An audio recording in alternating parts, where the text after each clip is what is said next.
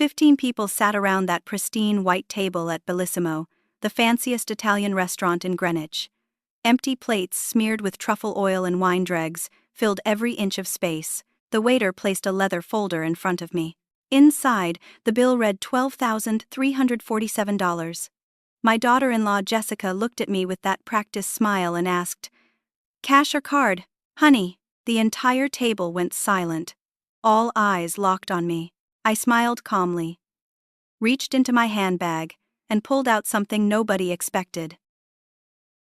Let me take you back 3 months before that moment, so you understand how a simple family dinner turned into something I'll never forget. My name is Cecelia. I'm 68 years old, a retired high school English teacher from Connecticut. I spent 35 years teaching teenagers how to write essays and analyze literature. My husband passed away 5 years ago after 42 years of marriage. We had a good life together. Nothing fancy, but comfortable. He left me the house in Fairfield, fully paid off, and a modest life insurance policy. Combined with my teacher's pension, I live comfortably. Not rich, but secure. My son Ethan is my whole world. Has 32 now. Works as an accountant at a firm in Stamford. Smart, kind, sometimes too trusting. 2 years ago, he married Jessica. I remember the day he brought her home to meet me. She was beautiful, polite, full of compliments about my house, my cooking, my garden. She called me Mom by the 3rd visit. I was thrilled. After losing my husband, having a daughter figure felt like a blessing. But things changed after the wedding. Slowly at first. So slowly I almost didn't notice.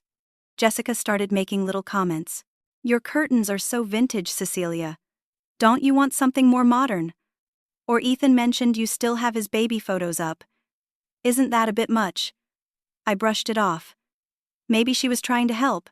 Maybe I was being sensitive. Then the visits stopped. We used to have Sunday dinners every week. Ethan would come over. We'd cook together, talk about his week. After the wedding, Jessica always had conflicts. A work event. Her family needed them. She was tired. The weekly dinners became monthly, then occasional, then almost never. When I called Ethan, he sounded different, distant, strained. Our conversations got shorter. "Everything's fine, Mom. Just busy." But I could hear something in his voice. Something wasn't right. 3 weeks before that dinner at Bellissimo, Ethan called me. It was a Tuesday evening. I was surprised because Jessica usually discouraged him from calling during the week. "Mom, Jessica wants to have a family bonding dinner," he said. His voice had that careful tone people use when they're reading from a script. "That sounds lovely, honey. Just the 3 of us." "No, actually. Her parents, her siblings, some aunts and uncles. They want to meet you properly, get to know you better." I felt a flutter of hope. Maybe I'd misjudged Jessica. Maybe she wanted to include me in her family. I'd love that, Ethan. "Jessica feels like you two haven't really connected," he continued. "This would mean a lot to her." Guilt washed over me. Had I been cold? Unwelcoming? Of course. When and where? "She's arranging everything. It'll be casual, just a nice family dinner, nothing fancy." Those words, nothing fancy. I'd remember them later with bitter irony. Over the next 2 weeks, I tried reaching Ethan multiple times. My calls went straight to voicemail. I'd leave messages. "Honey, just checking in. Call me when you can." He'd text back hours later. "Busy at work. Talk soon." Finally, I caught him during his lunch break. "Ethan, about this dinner, can you tell me more about it?" "Jessica's handling all the details, Mom. She's really excited about it." "What should I wear? How casual is casual?" "Just dress nice. It'll be fine." Don't worry so much, but I was worrying. Something felt off. A week before the dinner, Jessica texted me. Just the restaurant name and address. "Bellissimo, Friday at 7. See you there." I looked up Bellissimo online. My stomach dropped. 5-star reviews. Prix menus starting at $150 per person. Entrees ranging from $60 to $90. Wine list with bottles costing hundreds. I called Ethan immediately. "Honey, I looked up this restaurant. It's very expensive. Are you sure about this?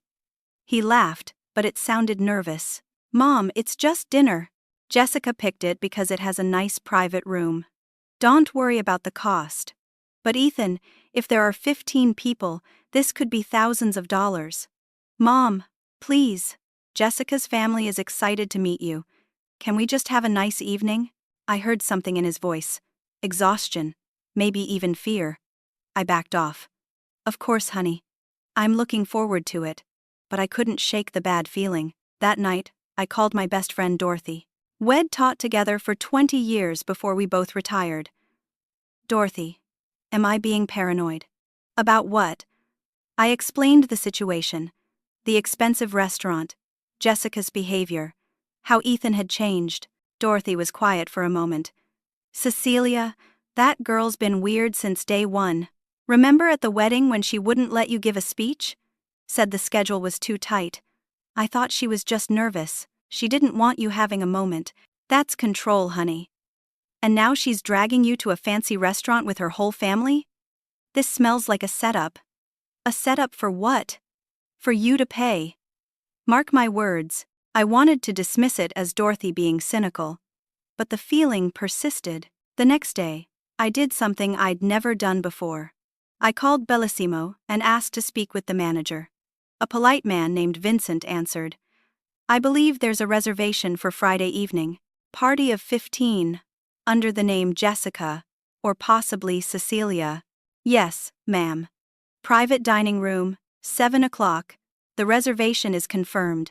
Can I ask who made the reservation? A Jessica Clark called 2 weeks ago. She specifically requested our most elegant room. Did she mention anything about the bill? Vincent hesitated. Mom, I probably shouldn't say, but she did mention that the guest of honor would be covering the evening. My heart sank. The guest of honor being me. She described an older woman with gray hair. She said you'd be treating the family. I thanked Vincent and hung up. Sat at my kitchen table staring at nothing. Dorothy was right. This was a setup. Jessica was bringing her entire family to an expensive restaurant and expected me to pay for everyone. Without asking. Without even telling me. The anger started then. Not hot and explosive. Cold and clear. I'd been a teacher for over 3 decades. I knew manipulation when I saw it. I knew bullies. And I knew exactly how to handle them. I spent the next few days preparing, making phone calls, gathering information, planning. If Jessica wanted to play games, she'd chosen the wrong opponent.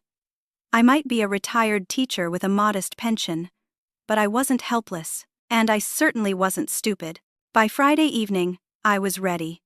I dressed in a simple black dress, pearl earrings my husband had given me on our 20th anniversary, sensible heels.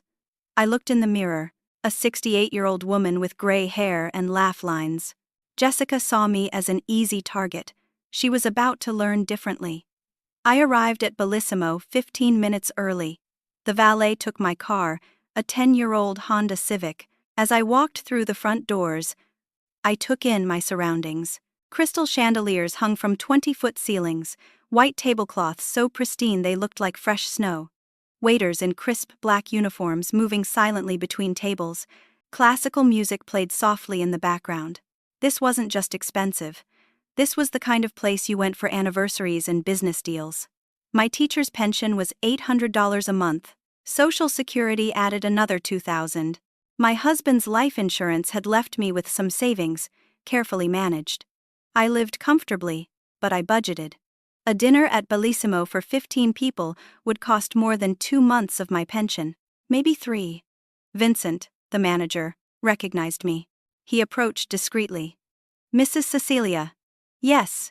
Thank you for our conversation earlier. Of course. Your party is in the Venezia room. May I show you? Actually, could you give me a moment first? He nodded and stepped away. I needed to compose myself. See the battlefield before entering it. Through the glass doors of the Venezia room, I could see them. Jessica's family already seated, drinks in hand. Cocktails that probably cost $18 to $20 each. I counted. 15 people total, including Ethan and Jessica. Everyone dressed formally. This wasn't casual. This was theater. I walked in. Immediately, Jessica spotted me. She jumped up, arms wide. "Cecelia, you're here." She hugged me, and I smelled expensive perfume. Chanel, probably. The kind that costs $200 a bottle. "Everyone, this is my wonderful mother-in-law," Jessica announced, steering me around the room by my elbow like I was a show dog. Jessica's mother, Brenda, stood first. She was about my age, wearing a cream-colored suit with gold jewelry. "We've heard so much about you. Jessica says you're so generous." That word, generous. A warning bell rang in my mind. Her father, Frank, shook my hand firmly. "Big man," loud voice. "Good to finally meet you. Jessica talks about you all the time." Jessica's 2 sisters were there. Courtney, the older one, dressed in designer clothes with perfect makeup. Amber, younger, with the same calculated smile as Jessica. Their husbands stood awkwardly in expensive suits that looked recently purchased. Jessica's brother Ryan came over with his wife. More introductions, more compliments. "Jessica says you love treating family. You must be so proud of Ethan. What a lovely thing you're doing." My stomach tightened. They all thought I was paying. They'd been told. Expected it. Assumed it. Ethan sat at the far end of the table. Our eyes met. He looked miserable. Pale. Uncomfortable. He tried to smile at me, but it didn't reach his eyes. My son, trapped in something he couldn't control. "Cecelia, sit here next to me." Jessica patted the seat beside her at the head of the table. The seat of honor, or the hot seat. Waiters appeared with leather-bound menus. I opened mine. No prices. Of course not. Pricing was available upon request at places like this. That was how you knew it was astronomical. Jessica was already talking, holding court. "So, Mom, Cecelia finally gets to meet my amazing family. Isn't this exciting?" Her Aunt Patricia leaned over. "Jessica told us, you just love treating people. That's so sweet." I smiled politely. "Did she?" "Oh yes," Courtney chimed in. "She said, you always insist on paying for family events. That's so generous of you." The web was already spun. They'd all been primed, prepared, given expectations. If I refused to pay now, I'd look cheap, stingy. The bad guy. Classic manipulation. The waiter came around taking orders. Jessica's family ordered without hesitation. Appetizers, main courses, upgrades. "I'll have the lobster bisque to start. The filet mignon, please, cooked medium rare. Could we get a bottle of the Barolo? The 2010 if you have it." I watched the orders pile up. $90 steaks, $70 fish. Appetizers at $25 each. Wine bottles at $120. Jessica kept encouraging everyone. "Get whatever you want. This is a celebration." Ethan ordered quietly. "Just a basic pasta dish. No appetizer. No drink." I caught his eye again. He looked away, ashamed. Jessica kept touching my arm, including me in conversations. "Cecelia used to teach high school. English, right? Tell everyone about your favorite students." I told a few safe stories. They listened politely while eating expensive bread with imported olive oil. Courtney leaned across the table. "Jessica said you love treating family to nice experiences. That's such a beautiful quality." There it was again. The setup. The expectation. I smiled. "Family is important to me." "Exactly," Jessica beamed. "That's why tonight is so special, all of us together." The appetizers arrived. Oysters on the half shell, truffle risotto, carpaccio. The table filled with plates. Everyone dug in, praising the food. More wine appeared. A bottle of Pinot Grigio. Another Barolo. Jessica kept refilling glasses. "Let's toast," she announced, raising her glass. "To family. To new beginnings. To Cecilia's generosity." Everyone clinked glasses. I lifted mine but didn't drink. Just watched. Observed. I'd taught teenagers for 35 years. I knew when I was being played. During the appetizer course, I excused myself to the restroom. Walked slowly, deliberately. In the hallway outside the Venezia room, I heard voices. I stopped. Are you sure she'll pay? It was Courtney's voice. Of course she will. Jessica. Confident, smug. She's too polite to refuse, and Ethan will guilt her into it if she tries. I've been working on him for weeks. You're brilliant. Courtney laughed. Free, expensive meal. It's not just the meal, Jessica said. I could picture her face, that cold smile. It's about power, showing her who's in charge now. Ethan's my husband, not her little boy anymore. What if she doesn't have enough money? Please. She's got that house, that pension, whatever her dead husband left her. She can afford one dinner, and if she can't, well, that's embarrassing for her. Isn't it? They laughed. Both of them. Laughing at the idea of humiliating me. I stood in that hallway, hands shaking. Not from fear, from rage. Pure, cold rage.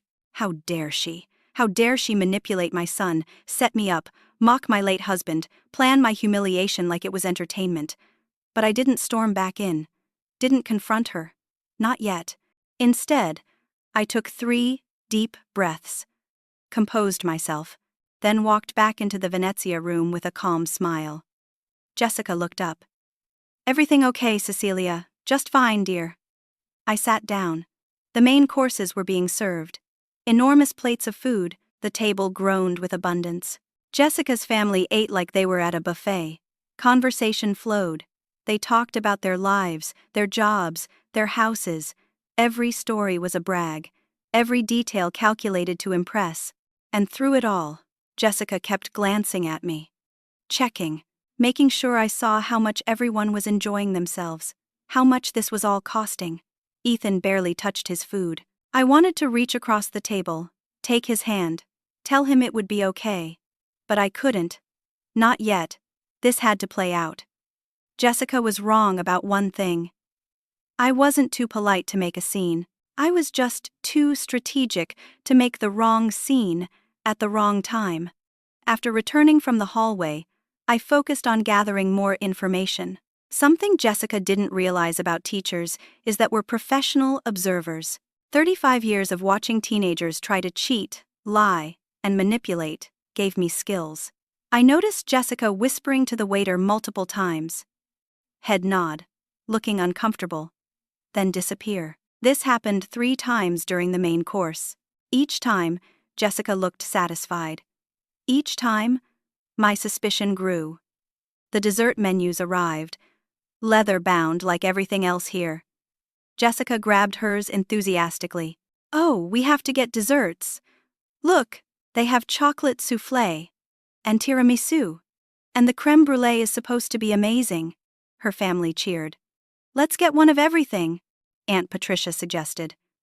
Perfect idea. Jessica agreed.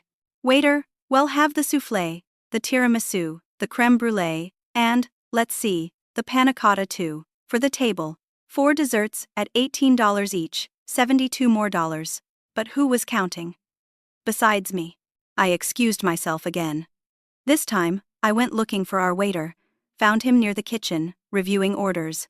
Excuse me, I said quietly. He turned. Young man, maybe 25. He looked nervous when he saw me. I noticed my daughter-in-law speaking with you several times this evening. He shifted his weight. Yes, ma'am, I'm a teacher. I gave him my warmest, most trustworthy smile. Well, a retired teacher, but I can always tell when something's bothering a young person. Is everything all right? He hesitated, looked around, lowered his voice. Mom, I probably shouldn't say anything. I understand, but if it involves me, I'd appreciate knowing. He wrestled with it. Professional discretion versus basic human decency. Finally, decency won. She asked me to add several items to the bill, items that weren't ordered at the table. My heart rate picked up.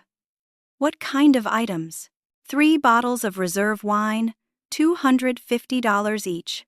A special dessert wine tasting flight for 6 people at $300. And she requested a selection of after-dinner cordials. Another $200.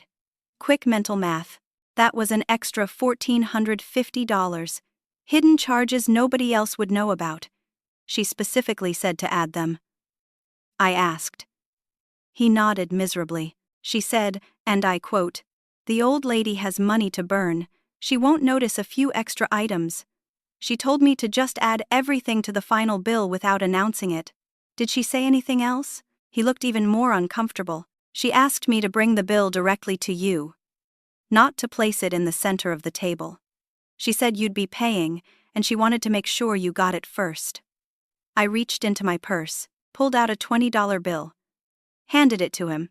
"Thank you for your honesty. Here is what I need you to do. When the bill is ready, bring it to me first, exactly as she requested." "Can you do that?" He nodded, relief washing over his face. "Yes, ma'am. And those extra items she requested? Add them all. Every single one." His eyes widened. "Mom! You heard me. Add everything she asked for. I want the bill to be as high as possible." He didn't understand, but he nodded. "Yes, ma'am." I walked back to the table. My hands were steady now. My mind was clear. Jessica wanted to play games? Fine, but Shed learned that it'd been teaching strategy to teenagers for longer than Shed been alive. The desserts arrived. Elaborate, beautiful, expensive. The table oohed and awed. Everyone took photos, Instagram moments, living their best lives on someone else's dime. Coffee appeared. Espresso, cappuccino, lattes, more expensive editions, then after-dinner drinks, amaretto, grappa, frangelico. Jessica kept encouraging everyone. "Try the frangelico. It's amazing here." I sat quietly, sipped my water, watched. Ethan looked like he wanted to crawl under the table and die. He knew this was wrong, but he was trapped, too embarrassed to stop it, too beaten down by Jessica's manipulation to stand up to her. Jessica's family was getting louder, tipsy from all the wine, telling stories, laughing, having a wonderful time at what they thought was my expense. Frank, Jessica's father, leaned over to me. "This is really something, Cecelia. Very generous of you." "Is it?" I asked mildly. He looked confused. "Well, yes. Jessica said you insisted on treating everyone." "Did she?" Something in my tone made him pause, but Jessica swooped in. "Dad, tell Cecelia about your boat." And just like that, the conversation moved on. Jessica was good. I'd give her that. She knew how to control a room, redirect attention, keep everyone focused where she wanted them. But Shed made a critical error. Shed assumed I was like most people, conflict avoidant, desperate to be liked, willing to be walked over to avoid embarrassment. She didn't know me, didn't know that I'd spent 3.5 decades dealing with bullies. Student bullies, parent bullies, administrator bullies. I'd learned something crucial. Bullies rely on your fear of confrontation. The moment you refuse to be afraid, they have no power. The desserts were finished, the coffee cups empty, the after-dinner drinks consumed. Jessica's family sat back, satisfied, full, happy. Jessica caught the waiter's eye, gave a subtle nod. "Here it comes," I thought. The waiter approached, placed the leather bill folder in front of me, exactly as instructed. The room went quiet, everyone suddenly very interested in this moment. Jessica leaned back in her chair, completely relaxed, confident. "Well," she said, loud enough for everyone to hear. "What a wonderful evening, don't you think, Cecelia?" "Lovely," I said. "I'm so glad everyone got to meet you properly, and that you got to treat my family. They're really special people." I opened the bill folder. Let my eyes scan the total. $12,347. The 3 bottles of reserve wine were there. The dessert wine tasting. The special cordials. Everything Jessica had secretly added. All of it. The table was completely silent now, waiting. Jessica's smile was pure victory. "So," she said, drawing out the moment. "Cash or card, honey?" Every eye in that room fixed on me. Jessica's family leaned forward slightly, like theater audiences watching a crucial scene unfold. The air felt thick, heavy. Even the waiters had stopped moving, sensing something important happening. I looked at the bill again. Let the silence stretch. Jessica's smile widened. She thought I was panicking, trying to figure out how to handle this impossible situation. I closed the bill folder, placed my hands on top of it, looked around the table slowly, made eye contact with each person. Brenda, Jessica's mother, smiled encouragingly. What a generous gesture, Cecelia. Frank nodded. Must be nice to have the means to do something like this. Jessica's sisters exchanged glances. Courtney looked smug. She knew the plan. Amber just looked greedy, already thinking about the next expensive outing. Ethan stared at his empty plate. His jaw was clenched. I could see a muscle twitching in his cheek. My boy was in pain. That's what hurt most. Not the attempted humiliation. Not the money. The fact that my son was suffering. Jessica stood up, held her wine glass high. Everyone! I want to make a toast. Here we go, I thought. The final performance. First, thank you all for coming tonight, Jessica began. Her voice had that practiced sweetness that made my teeth ache. I wanted us all to meet Ethan's mother properly, get to know her, let her get to know us. She smiled at me. That cold, calculating smile. Cecelia, you've been very particular about Ethan over the years. Ethan's head snapped up. Jessica, don't. She ignored him completely. Always calling, always checking in, always treating him like he's still a little boy who needs his mommy. Uncomfortable shifting around the table, even Jessica's family looked uncertain now. But tonight, Jessica continued, I wanted to show you what real family looks like. My family knows how to celebrate, how to live, how to be generous. She emphasized that last word, mocking me, and I'm sure you want to show us that you can be part of this family too. That you're not just some retired teacher counting pennies. She laughed. Light, airy, vicious. Ethan stood up. Jessica, that's enough. Sit down, Ethan. Her voice turned sharp. Hard. Your mother and I are having a conversation. He sat. Beaten. I saw it then. How deep the abuse went. How thoroughly she'd broken him down. Jessica turned back to me. After all, what's a few $1,000s between family, right? I mean, you've got that house, that pension, whatever your husband left you when he died. She said died like it was nothing, like my 42-year marriage was just a financial transaction. Ethan always said you were careful with money. She continued. But I told him, no. She'll want to treat us. She'll want to show how much she values family. Because if you can't even do this one small thing. She paused. Let the words hang. Well, it makes me wonder if you really care about Ethan at all. Gasps around the table.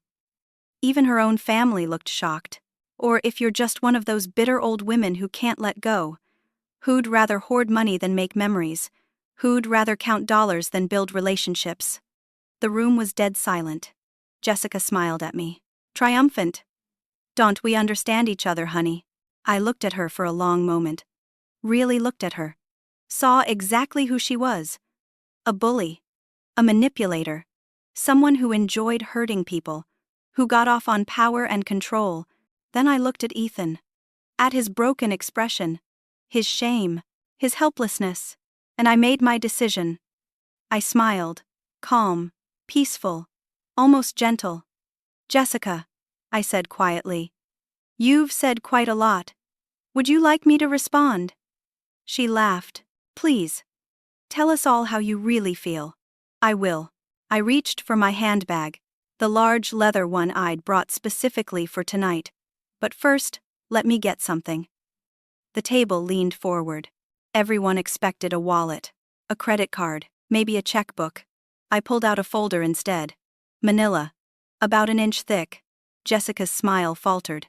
Just slightly. What's that? Documentation, I said simply.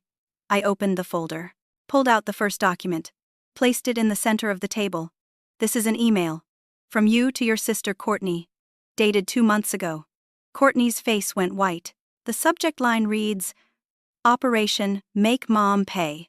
Should I read it out loud, or would you like to? Jessica reached for the paper. That's private. You had no right. I pulled it back. A friend helped me recover it, It was deleted, but nothing's ever really gone from the internet. Not if you know where to look. I began reading. Okay. So here's the plan. I'm going to manipulate Ethan into thinking his mom is controlling and toxic. Already started planting seeds. Then I'll set up this expensive dinner with my whole family. Make her think it's casual. When the bill comes, she'll be trapped. Too embarrassed to refuse in front of everyone. Ethan will pressure her to pay. And if she does, we can do this again and again. Milk that old bat for every penny she's saved up. The table erupted. Jessica's family started talking all at once. Jessica, you wrote that. Is this true? What's going on? Jessica's face was bright red. That was a joke. Just venting. It didn't mean anything. I pulled out the next document. This is a series of text messages between you and your friend Amanda. Also about me. I read selected excerpts. Ethan's mom is so pathetic, always trying to be part of his life. I'm going to isolate him completely. Once his mom's out of the picture, he'll have full access to whatever money she leaves him when she dies. The old lady's loaded. Teacher pension, life insurance, that house. It's all going to be ours eventually. Brenda stood up. Jessica Ann Clark, please tell me you didn't write those things. Jessica looked panicked now. Cornered. Mom, this is taken out of context. She's twisting everything. I laid out more papers. These are credit card statements. In Ethan's name. 3 cards he didn't know existed. Total balance of $28,000. All opened by you using his information. Ethan grabbed the papers, started reading. His hands shook. What credit cards? Jessica, what is this? Bank statements. I continued, showing transfers from Ethan's accounts to yours. Over $50,000 in the past year. Money he didn't authorize. Legal documents. I placed another stack down. Defining financial abuse. Emotional manipulation. The warning signs of coercive control. I looked at Jessica. She was breathing hard, eyes wild, trapped. And this. I held up the final document. Is the reservation confirmation for tonight, including your specific instructions to the staff. Make sure the older woman with gray hair gets the bill. Add extra expensive items without telling her. She has money to burn and won't notice. The waiter, standing near the wall, nodded. Confirming everything, Jessica's father stood up. Is this true? All of it. Jessica's mouth opened. Closed. No words came out. Ethan was reading the credit card statements, tears running down his face. You've been stealing from me? For a year. Baby, I can explain. Jessica reached for him. He jerked away. Don't touch me. The room erupted in chaos. Jessica's family arguing with her. With each other. Some apologizing to me. Some demanding explanations. And through it all, I sat calmly. Folder open in front of me. All the evidence laid bare. All the manipulation exposed. All the cruelty revealed. Jessica looked at me with pure hatred. You're ruining everything. No, I said quietly. I'm fixing it. Jessica's family was in chaos. Her mother, Brenda, stood with her hand over her mouth, staring at the documents spread across the table. Frank was reading the credit card statements, his face getting redder with each line. Courtney had gone completely silent, knowing her own complicity was exposed. But Jessica wasn't done. She never went down without a fight. This is insane, she shouted. You violated my privacy. You hacked my email. You're harassing me. Actually, a voice said from behind me. Everything was obtained legally. Everyone turned. A woman stepped forward from where she'd been sitting at the bar, tall, professional, carrying a leather briefcase. She wore a navy suit and had gray hair cut in a sharp bob. This is Patricia Brennan, I said. My attorney. Patricia walked to the table, opened her briefcase with practiced efficiency. Mrs. Cecelia contacted me 6 weeks ago with concerns about her daughter-in-law's behavior. We've been documenting everything since then. Jessica's eyes went wide. You've been spying on me. We've been investigating financial abuse and fraud, Patricia corrected. Her voice was calm, factual, attorney voice. The emails were recovered through legal data recovery. The bank statements were obtained through Ethan's authorized access to his own accounts. The credit card information came from the credit bureaus, which Ethan has every right to access. She pulled out more documents. These are the laws regarding financial abuse in Connecticut. Opening credit cards in someone's name without permission is fraud. Transferring money from someone's account without authorization is theft. Isolating a spouse from their family is a recognized form of emotional abuse. Ethan was still staring at the credit card statements. $28,000. How did I not know? Patricia answered gently. She was intercepting your mail. All the statements went to a P.O. box she opened in your name. She'd been doing this systematically for over a year. Oh my God. Ethan put his head in his hands. Frank turned to Jessica. How could you do this? To your husband? To his mother? Jessica's face contorted. The mask was cracking. Because he's weak. Because she's a controlling old woman. Because I deserve nice things. Jessica. Brenda gasped. It's true. Jessica was yelling now, not caring anymore. Do you know how boring Ethan is? How pathetic. He wanted to live in some cheap apartment and save money. I married him for financial security, not to be poor. The room went deadly quiet. And her, Jessica pointed at me. Always calling, always interfering, always making Ethan feel guilty. I had to get rid of her influence. Control the money, control him. She was unraveling, saying things Shed kept hidden. The real Jessica, the one underneath the sweet smiles and careful words. Ethan looked up. His face was wet with tears. You never loved me. Of course I didn't, Jessica snapped. You were a means to an end. A decent income, a respectable husband, access to family money, but you were too attached to Mommy. So I had to handle it. Brenda started crying. How did I raise someone like this? Jessica whirled on her. Oh, don't act innocent, Mom. You taught me. You married Dad for his money. You always said marry well or marry smart. I married smart. But I wasn't finished. I had one more revelation. Jessica, I said quietly. Tell everyone about the prenup. She froze. What? The prenuptial agreement you had Ethan sign. The one you told him was just standard paperwork. Should I read it? Patricia handed me another document. I scanned it. This prenup states that in the event of divorce, Ethan keeps nothing. Not the house you bought together.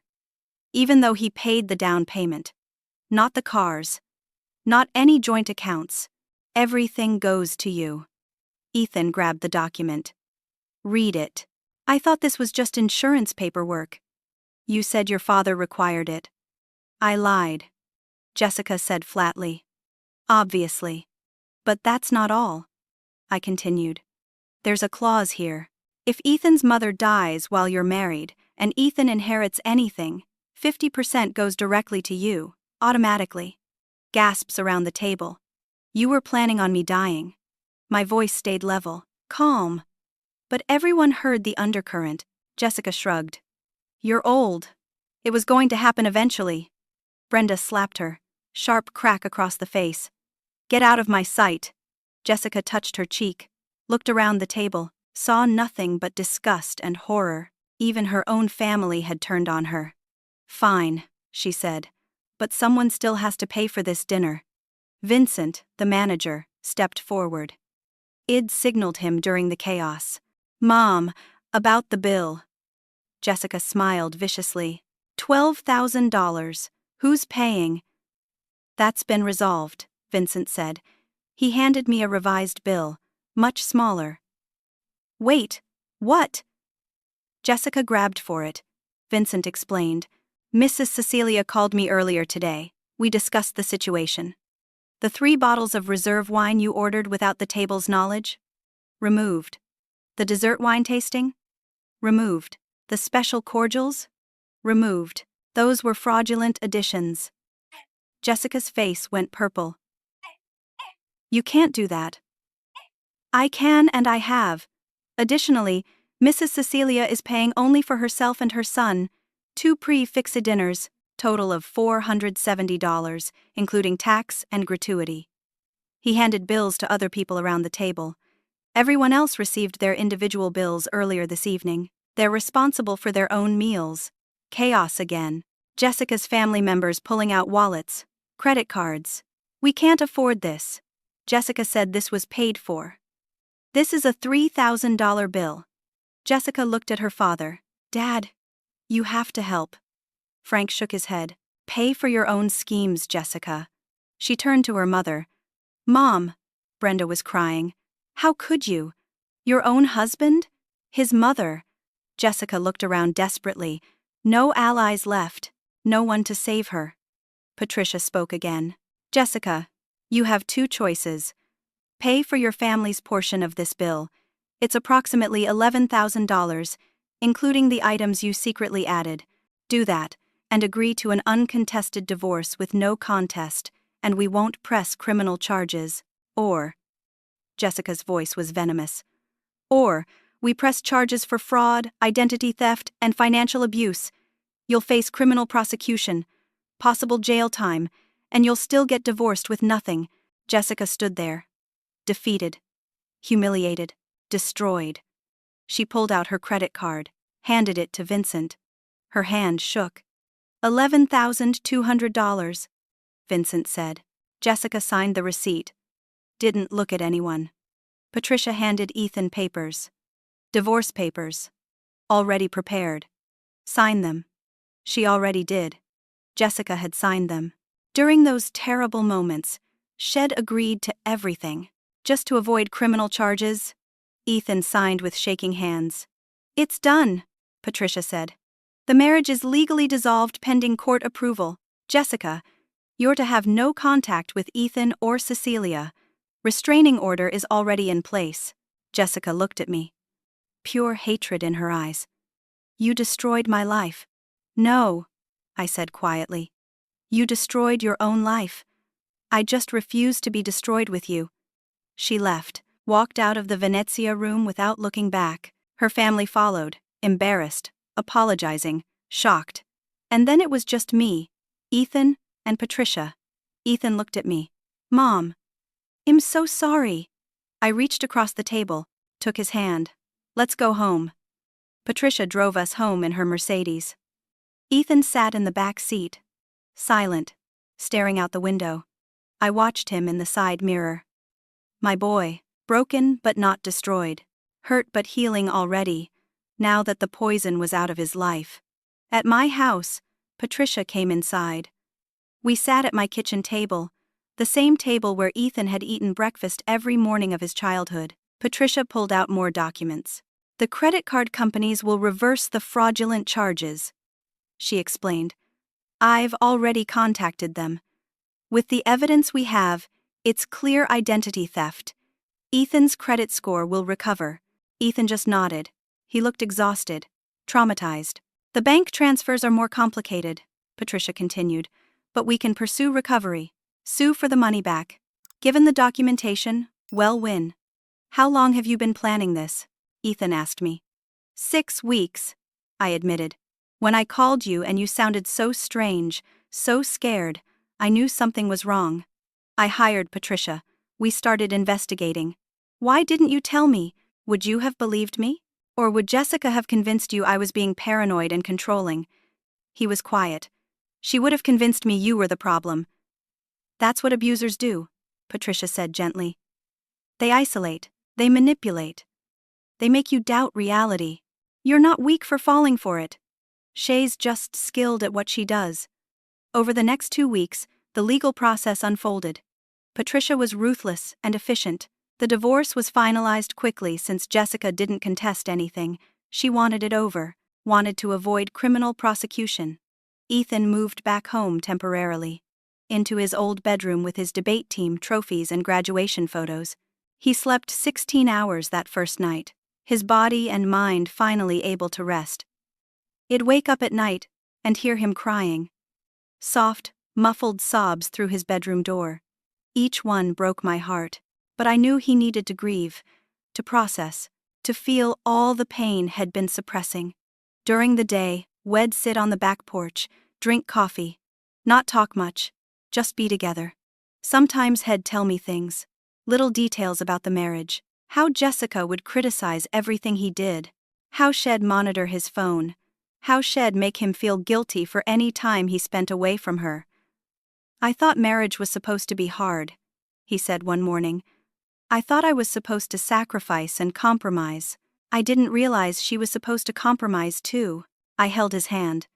"Love isn't supposed to hurt, honey. I loved her, Mom. At first. I really did.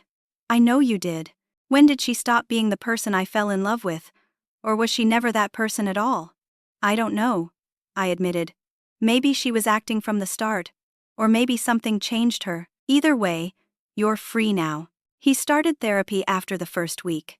A kind woman named Dr. Sarah, who specialized in trauma and abuse, had come home from sessions looking wrung out but lighter somehow, like poison being drained from a wound. 1 month after that dinner, Ethan found his own apartment. Small 1-bedroom in Norwalk, close enough to visit easily but his own space. Independence. He needed to prove to himself he could stand alone. I helped him move in, brought casseroles and cleaned while he unpacked. His new place was simple. Clean lines, minimal furniture, the opposite of the cluttered, expensive aesthetic Jessica had insisted on.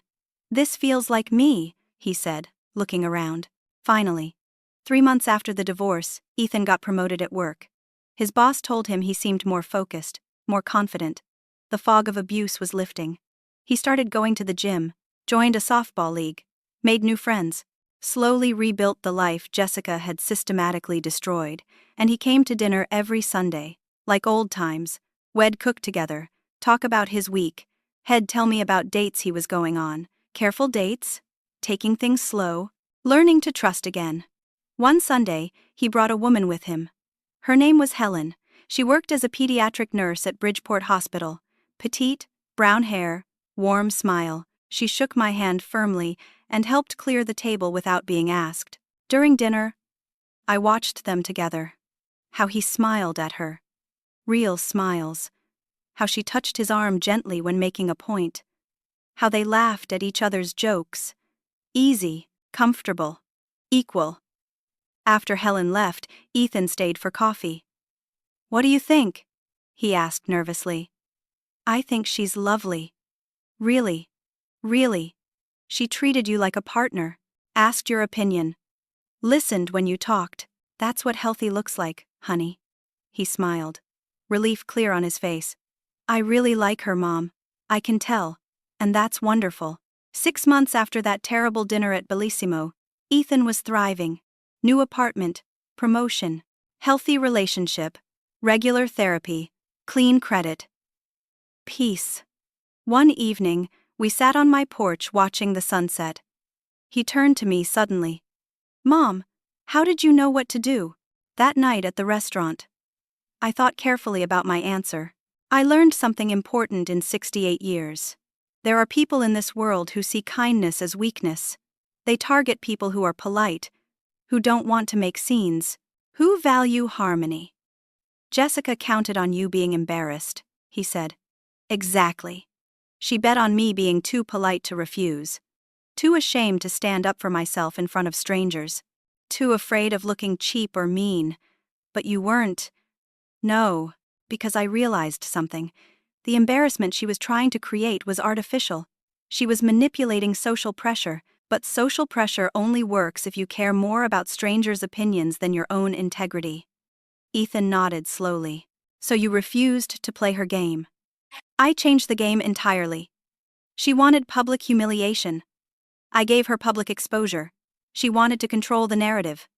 I brought documentation. She wanted me helpless. I brought a lawyer. You outmaneuvered her completely. Honey, I taught high school for 35 years. I dealt with student bullies, parent bullies, administrator bullies. I learned that bullies have one fundamental weakness. What's that? They think they're smarter than everyone else. They get overconfident. They assume their targets won't fight back, and that overconfidence makes them sloppy." He smiled. "Jessica got very sloppy. She did. The emails, the texts, the paper trail. She didn't think anyone would ever look. Didn't think anyone would have the skills or resources to investigate. She underestimated me completely. She saw a retired teacher with gray hair and assumed she could manipulate you. Biggest mistake she ever made. We sat in comfortable silence for a moment. Then Ethan spoke again. Thank you, Mom. For what? For fighting for me. For not giving up on me, even when I couldn't fight for myself. I squeezed his hand. That's what mothers do. We protect our children. Always. The months turned into a year. Ethan's healing continued steadily. He and Helen grew closer. She met me several times, and each time I liked her more. She was genuine. No manipulation. No games. Just a kind woman who cared about my son. One Sunday, Ethan came over alone, said he wanted to talk. We sat in the living room, the same room where Head played with toys as a child. Helen and I are getting serious, he said. My heart skipped. And how do you feel about that? Terrified, he admitted. But also happy, really happy. She's nothing like Jessica, I can see that. But I need to know something, Mom. How do I trust my judgment again? How do I know I'm not making another mistake? I thought carefully before answering. You're asking the right questions. That's the first sign you're healing. Jessica made you doubt yourself so completely that you stopped trusting your instincts. But your instincts weren't wrong. They were just overruled. What do you mean? I bet if you think back, there were warning signs with Jessica. Little things that bothered you, red flags you ignored, because you wanted to believe in the relationship. He was quiet. Then nodded slowly. There were. Small things. How Shed criticize my clothes. How Shed get angry if I made plans without asking her first. How she needed to know where I was all the time. You saw those things, but you talked yourself out of caring about them. I thought I was being too sensitive. That's what she wanted you to think. But with Helen, are there red flags? He considered. No, she encourages me to see my friends. She's fine if I need space. She asks my opinion and actually listens. We compromise. Take turns choosing restaurants and movies. She's interested in my work and my hobbies. Then trust that. Trust the difference you feel. It's just so different. Sometimes I wait for the other shoe to drop, for her to turn into Jessica. That's trauma, honey. That's normal. Keep going to therapy. Keep communicating with Helen. And remember, healthy love feels peaceful, not anxious. He smiled. It does feel peaceful. Then you have your answer. 6 months later, Ethan and Helen got engaged. He asked my permission first, which made me cry. The wedding was small, my backyard, close friends and family. Helen's parents were lovely people. Teachers, actually. We bonded immediately. During the reception, Helen pulled me aside. Thank you, she said. For what? For protecting him. Ethan told me everything about Jessica. About that dinner. How you stood up to her. If you hadn't done that, he might still be trapped in that marriage. And I'd never have met him. I hugged her. Take care of my boy, I promise. And not the way Jessica promised. I mean it. I know you do. At the wedding, Ethan gave a speech, thanked everyone for coming, talked about love and second chances. Then he looked at me. My mom taught me something important this past year. She taught me that real strength isn't about being loud or aggressive. It's about knowing your worth and protecting the people you love. She showed me that when someone tries to humiliate you or control you, the answer isn't to fight with emotion. It's to fight with preparation and truth. He raised his glass. To my mom, who fought for me when I couldn't fight for myself, who showed me what real love looks like, and who proved that a retired English teacher with a good heart and a sharp mind is someone you should never, ever underestimate. Everyone cheered. I cried happy tears. As I sat at that wedding, watching Ethan dance with his new wife, I thought about that night at Bellissimo. The night Jessica thought Shed win. The night Shed planned my humiliation. Shed made so many assumptions. Assumed I was weak. Assumed I was helpless. Assumed I'd be too polite or too scared to stand up for myself. But Shed forgotten something important. Teachers aren't just educators. We're strategists. We're observers. We're trained to see patterns, identify problems, and create solutions. We spend decades managing difficult personalities, navigating complex social dynamics, and protecting vulnerable people. Jessica saw an old woman. I am an old woman. But I'm also a warrior, just a quiet one. The thing about quiet warriors is we're easy to underestimate. We don't make threats, we don't posture, we don't waste energy on drama. We just gather our resources, make our plans, and act decisively when the moment comes. That night at the restaurant, I could have made a scene. Yelled at Jessica, thrown the bill at her, stormed out in tears. That's what she expected, hoped for, even. Drama she could spin later into stories about the crazy mother-in-law. Instead, I stayed calm, produced evidence, let her destroy herself with her own words and actions, and I made sure my son was protected legally, financially, and emotionally. That's the lesson I want to share. When someone tries to manipulate you, humiliate you, or control you, your first response shouldn't be emotion. It should be strategy. Do your homework. Gather your facts. Understand the situation completely. Then act from a position of strength and knowledge. Bullies rely on your fear, your embarrassment, your desire to avoid conflict. The moment you refuse to be afraid, their power evaporates. Jessica thought $12,000 and public pressure would break me. She thought I'd either pay and be humiliated or refuse and look cheap and cruel. She created what she thought was a perfect trap. But she didn't account for the possibility that I'd change the entire game, that I'd turn her trap into her own exposure, that the evidence of her cruelty would be laid bare in front of everyone she'd tried to impress. I spent 35 years teaching teenagers one essential lesson in thousands of different ways. Words have power, but actions have consequences. That night at Bellissimo, I taught it one more time, not to students, but to a bully who thought she could manipulate my family. She learned the hard way that a retired teacher with a pension and a backbone is not someone to underestimate, and my son learned that it's never too late to escape a toxic situation. That asking for help is strength, not weakness. That love should feel peaceful, not painful. That he deserves respect and genuine care. Those lessons were worth every penny I spent on Patricia's legal fees, worth every hour I spent investigating and preparing, worth the stress and fear and anger I felt, because now Ethan is happy, truly, deeply happy. With a woman who values him, in a career he enjoys, with a life he's chosen freely. And I got my son back. The real Ethan. Not the diminished, frightened version Jessica created. The confident, kind, thoughtful man I raised. So here's what I want you to take away from my story. Stand up, speak truth, protect the people you love, and never ever let someone else define your worth or dictate your choices. When someone tries to trap you with social pressure or manipulation, remember that you always have more options than they want you to believe. Stay calm, think strategically, and don't be afraid to ask for help from people with expertise. Most importantly, remember that real strength doesn't look like aggression. It looks like dignity. It looks like preparation. It looks like refusing to play someone else's game.